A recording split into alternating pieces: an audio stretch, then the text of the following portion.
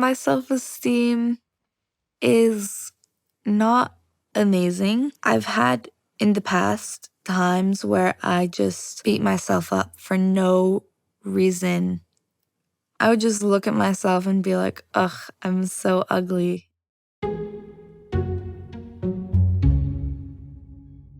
There are many children who just seem to be born kind of with self-doubt.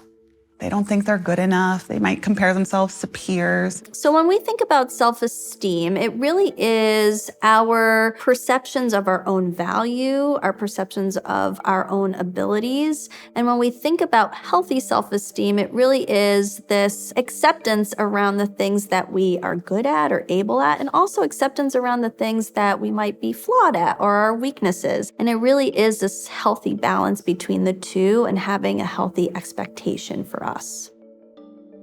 I've been a foster parent for about 5 years. His name was D. His self-esteem when he came to us was like nothing. It was like next to nothing.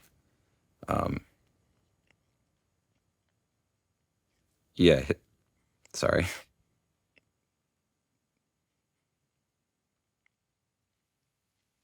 Yeah, his whole life, he's been told and believed that he's not worth anything. He would cover that up by like this big bravado. But at the core of it is so clear that it's because he didn't think anything of himself. You know, he didn't view himself in a positive light at all. My oldest daughter is 8 years old. Her name is Madeline. You can do it! Yay! And she is very bright, very creative, very articulate, and she doesn't see it. She doesn't have high self-esteem. It does break my mama heart because I've caught her, you know, looking at herself. She's like, Mom, I'm ugly. And I'm like, what are you talking about? Or I'm fat, or I'm weird. And I'm like, oh my God, you're in 3rd grade. And I always ask her, is someone saying this to you at school? She says, no, Mom, my brain just tells me.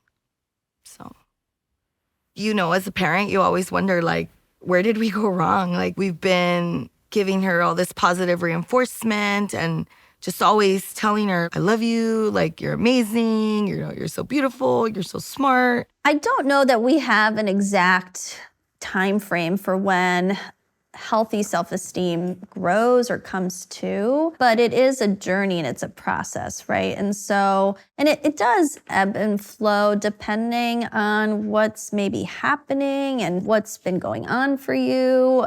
Parents could play a really important role in helping their children choose accurate and achievable goals. And what it means is that we know where we are and we kind of know where we want to be, and we're making the plans in between. What are the steps in between? We all want our kids to have a high self-esteem. Something that we can do is get them involved in lots of things. We want them to know the things that they're genuinely good at and have an opportunity to do it, and to know they're not great at everything, and they're so lovable either way. When we would give him like small things to do that he could really succeed at, he would just be like so happy that he could go and do something. He just kind of lit up with stuff like that.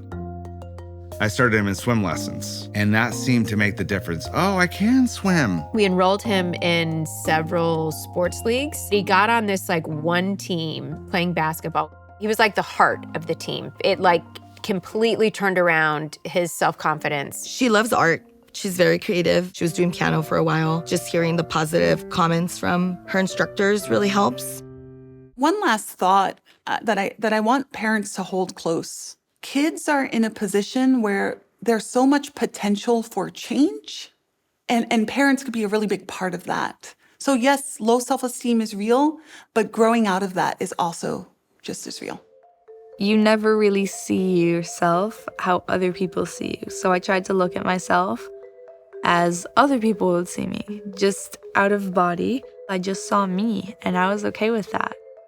I had a lot of help getting there. My friends, my counselors, my peers, helping me realize that it's not all about how you look. Self-esteem journey to me, looking back, it was just it wasn't like a linear journey. It didn't just go up and to the right. It was just up and down and up and down and up and down. It was a 1 or a 2 when he arrived. But I would say when he left, I would probably rate it at like a 4.